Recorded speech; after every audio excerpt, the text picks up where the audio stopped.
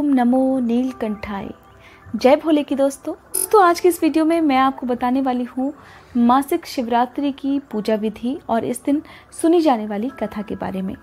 भगवान भोलेनाथ की पूजा करने वाले, उनमें अटूट श्रद्धा रखने वाले भक्त हर महीने की कृष्ण पक्ष में पड़ने वाली चतुर्दशी तिथि के दिन मासिक शिवरात्रि का व्रत करते हैं।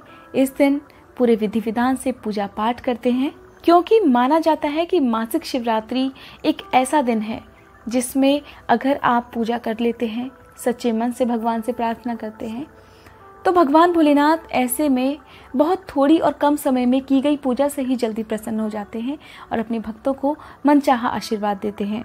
दोस्तों, वीडियो शुरू करने से पहले आप सभी से अनुरोध है कि अगर आप मेरे चैनल पर नए हैं, अगर अभी तक आपने मेरा चैनल सब्सक्राइब नहीं किया है तो चैनल ज़रूर सब्सक्राइब कर लें, बेल आइकन भी प्रेस कर लें ताकि मेरे चैनल पर अपलोड होने वाली वीडियोस की जानकारी आपको सबसे पहले मिल सके।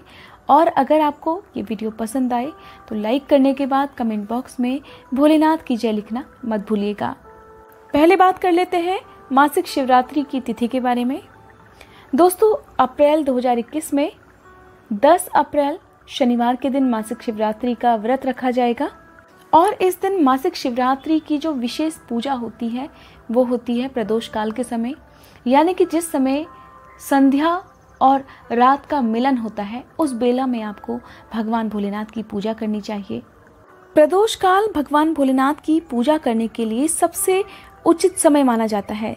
दोस्तों, माना जाता है कि भगवान भोलेनाथ की आराधना दिन और रात्रि के मिलने के समय करना ही शुभ रहता है और कहा जाता है कि मासिक शिवरात्रि के दिन भगवान भोलेनाथ के साथ साथ माँ पार्वती की पूजा करने से व्यक्ति को हर तरह के कर्जों से मुक्ति मिल जाती है और साथ ही जिन कन्याओं का विवाह होने में विलंब हो रहा हो, परेशानियाँ आ रही हो, मनपसंद जीवन साथी मिलने में दिक्कतें आ रही हो, ऐसी कन्याओं का भी विवाह भगवान भोलेनाथ की कृपा से बहुत जल्दी होता है और उनकी विवाह संबंधी परेशानियां भी दूर हो जाती हैं।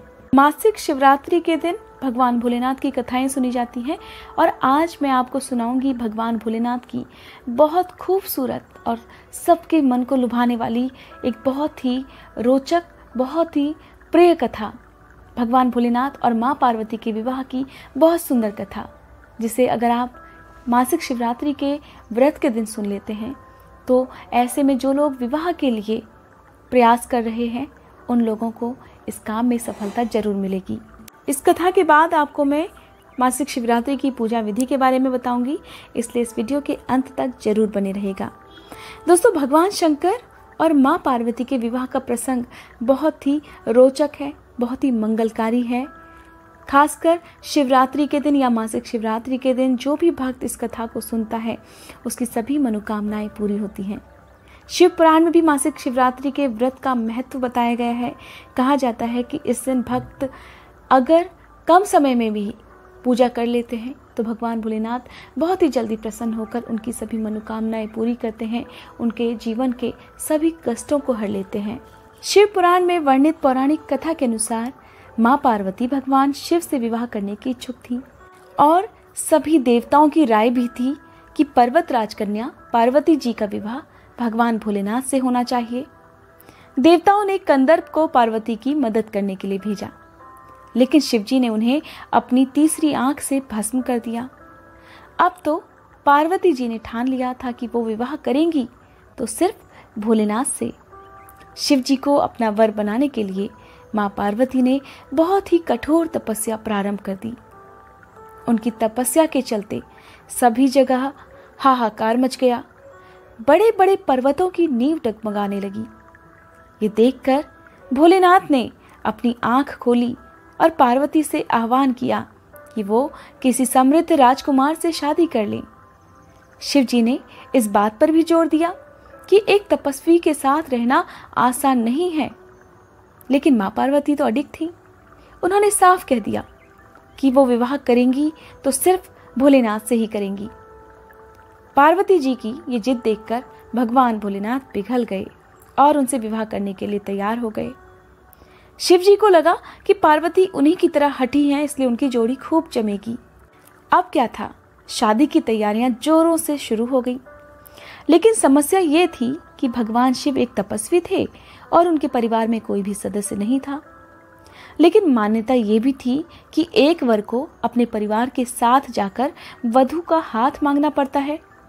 अब ऐसी परिस्थिति में भगवान शिव ने अपने साथ डाकिनियां, भूत प्रेत और चुड़ैलों को साथ ले जाने का निर्णय किया, क्योंकि तपस्वी होने के चलते भोलेनाथ इस बात से अवगत ही नहीं थे कि विवाह के लिए तैयार किस प्रकार हुआ जाता है।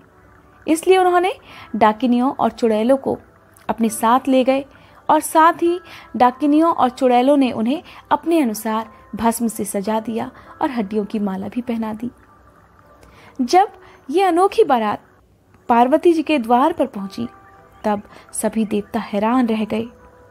वहां पर खड़ी हुई महिलाएं जो कि स्वागत की तैयारी कर रही थी, उन्हें देखकर डर कर भाग गईं।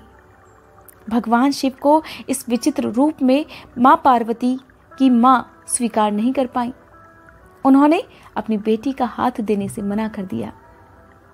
सारी स्थिति बिगड़ती देखकर पार्वती मां ने शिव से प्रार्थना की कि वे उनके रीति रिवाजों के अनुसार ही तैयार होकर आएं। तभी उनकी मां उनका हाथ भोलेनाथ के हाथ में देंगी। तब भोलेनाथ ने पार्वती जी की यह प्रार्थना स्वीकार कर ली और सभी देवताओं को भी फरमान दिया कि वो उनको बहुत खूबसूरत तरीके से तैयार करें। ये सुनकर सभी देवता तुरंत हरकत में आ गए और उन्हें तैयार करने में जुट गए।